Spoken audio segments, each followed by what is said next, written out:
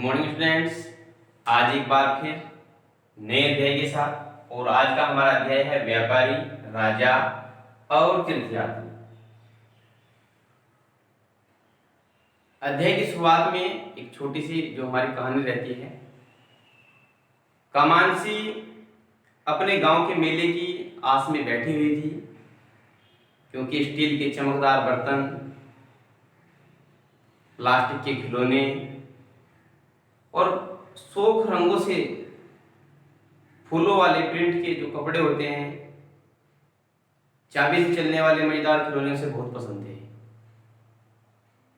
लेकिन वो सोचती थी कि ये जो मेले में सामान बेचने आते हैं वो बसों में और ट्रकों में बैठकर आते हैं और अगले ही दिन सामान समेटकर अपना वापस ले जाते हैं। उसने अपनी माँ से पूछा कि माँ, ये कौन है और कहाँ से आते हैं।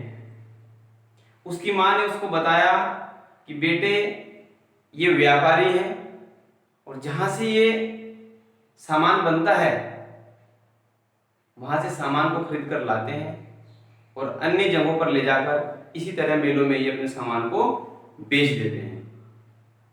तो आज का जो हमारा अध्याय है उसकी शुरुआत हम करते हैं व्यापार और व्यापारियों के बारे में जानकारी इसे करते हैं।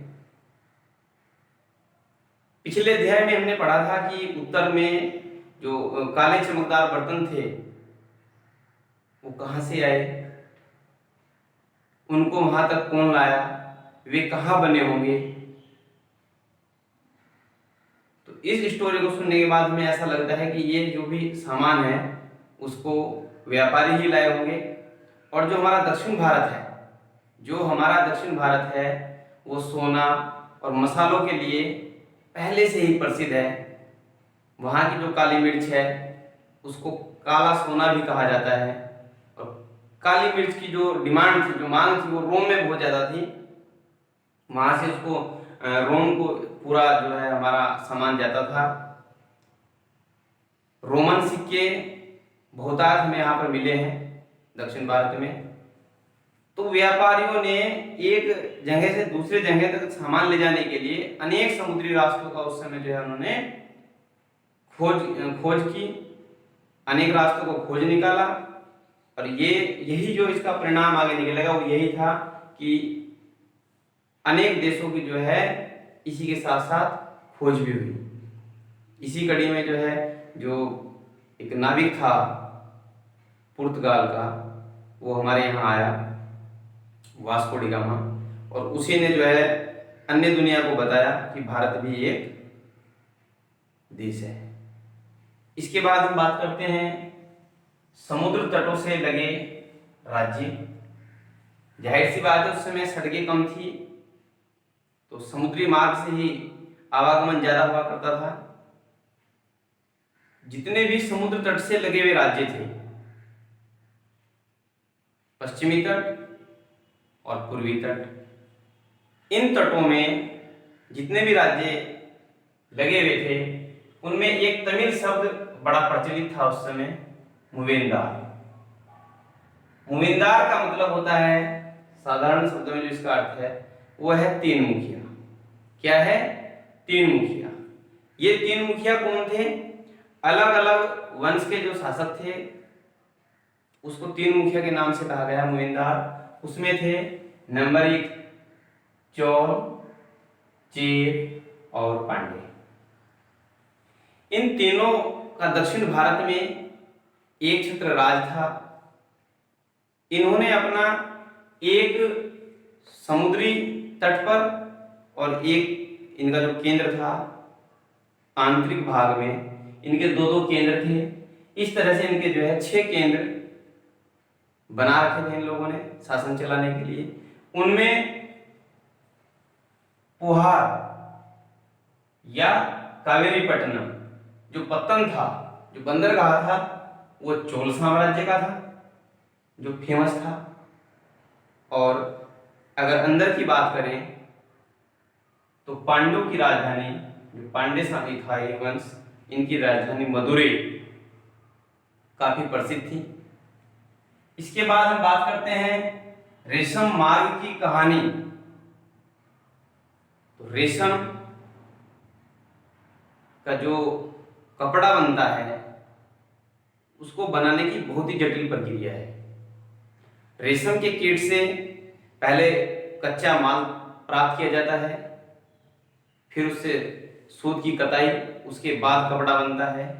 इस कपड़े की बहुत ज़्यादा डिमांड थी और ये कपड़ा जो बनाने की तकनीक थी वो सबसे पहले चीन में लगभग 7,000 साल पहले इस तकनीक को उन्होंने इजाद किया। कई हजार वर्षों तक उन्होंने इसको छिपाए रखा, किसी को नहीं बताया, लेकिन व्यापारी चीन से तैयार माल को जो है अन्य देशों में ले जाकर बेचते थे, घोड़ों से यात्राएं करते थे, पहाड़ी दुर्गम रास्तों से, रेगिस्तान से होते हुए वो ईरान तक पहुंचे। जब ईरान में रेशम के कपड़े की जो डिमांड थी वो कैसा हुआ कि जो रेशम पहनता था, रेशम के कपड़े, उसके अंदर एक अलग ही फीलिंग आती थी। वो अपने आप को एक शक्तिशाली समझता था, अपने आप को धनवान समझता था। इस तरह से ये पश्चिम एशिया से, ईरान के बाद फिर पश्चिम एशिया में अन्य देशों में भी इसकी डिमांड बढ़ी और इस प्रकार जो है व्यापारी एक स्थान से दूसरे स्थान तक जाते जाते जो है जहां तक भी वो सामान लेकर पहुंचे उस पूरे मार्ग को जो है रेशम मार्ग या सिल्क रूट के नाम से जाना जाता है। इस मार्ग में भी फिर कुछ जो खामियां आनी शुरू हुई, तो जितने लोग जो स्थानीय लोग हुआ करते थे इसके मार्ग के आसपास के, उन लोगों ने व्यापारियों से शुल्क लेना शुरू कर दिया। और शुल्क लेने का मुख्य कारण था कि वो इन व्यापारियों की जो लुटेरे हुआ करते थे, लुटेरों से रक्षा के लिए इनसे कर लेने लगे। इसी कड़ी में भारत का एक महान शासक कह सकते हैं, आज से लगभग 2000 साल पहले, कनिष्क, जो कि कुषाण वंश का था, उसने भी जो दक्षिण एशिया वाला जो मार्ग था उस पर उसने अपना नियंत्रण बनाकर रखा, उत्तर पश्चिमी वाले मार्ग को, क्योंकि उसकी जो राजधानी थी वो मथुरा से लेकर पेशावर तक उसका साम्राज्य था। उसने इस मार्ग पर अपना नियंत्रण रखा और वहां से शुल्क के रूप में काफी पैसा भी कमाया। तो ये जो रेशम मार्ग है, ये रेशम मार्ग की कहानी थी। और मैं आपको इस चित्र में हम देख सकते हैं कि रेशम मार्ग कहाँ कहाँ से गुजरता है। भारत की अगर हम बात करें तो ये बंगाल की खाड़ी से भी एक रास्ता था। बौद्ध धर्म का प्रसार, पिछले अध्याय में हम पढ़ चुके हैं कि बौद्ध धर्म क्या था, किसने चलाया, कहाँ कहाँ तक फैला। कनिष्क जो कि कुषाण वंश का महान शासक था, उसने एक बौद्ध परिषद का गठन किया। उसमें सभी बुद्धिजीवी लोगों को इकट्ठे कर कर चर्चाएं की जाती थी और महात्मा बुद्ध की जीवनी लिखने वाले जो बुद्ध चरित्र के लेखक हैं अश्वु घोष, इनके मंत्री थे। बौद्ध धर्म के प्रसार में इन्होंने काफी बड़ी भूमिका निभाई।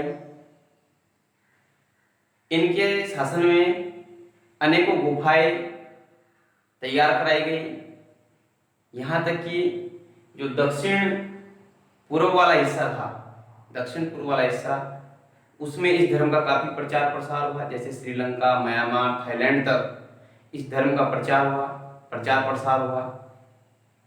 इसी समय बौद्ध धर्म की एक नई शाखा महायान का उदय हुआ।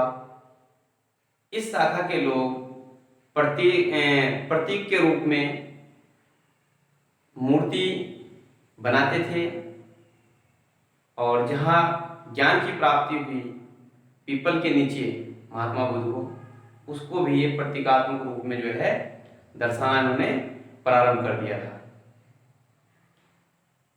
इन मूर्तियों को आप देख सकते हैं। बुद्ध की ये प्रतिमा मथुरा में बनी हुई है, जबकि ये मूर्ति तक्षशिला में निर्मित है। बच्चों, एक बार फिर पाठ ज़्यादा लेंथी है, इसको हम नेक्स्ट वीडियो में कवर करेंगे।